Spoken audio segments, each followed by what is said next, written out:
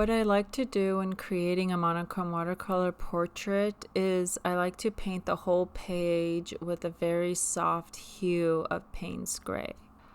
I really love working with Payne's gray versus black for black and white portraits because I feel it gives off a more romantic aesthetic.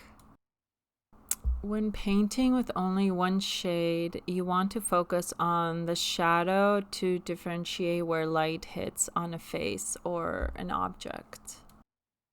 So the first thing I do when starting on a portrait is I paint the darkest parts first.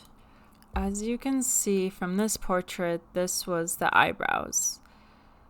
Another pointer is just to make it easier on yourself, look at blocks of shapes in the shadows of a face.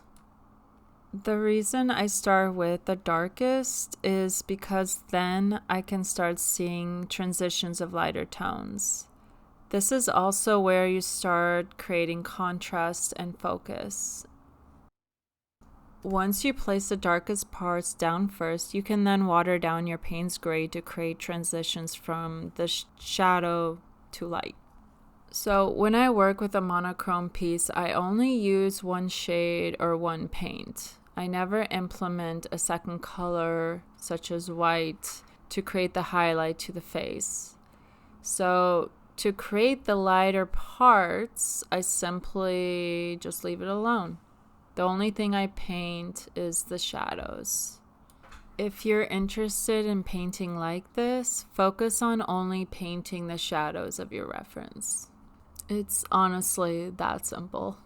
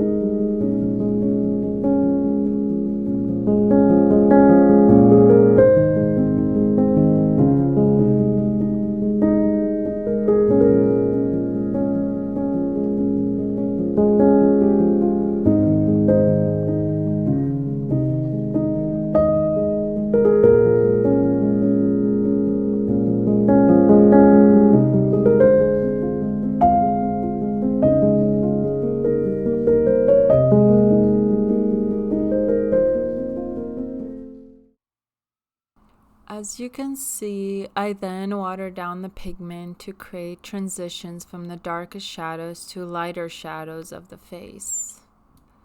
The process with this is slow and time consuming, but it creates a soft, dreamy look to the portraits, which is what I am desiring. Something to note is that I wait between layers. In this way, I'm concise and particular on how my portrait looks. This technique practices the less is more.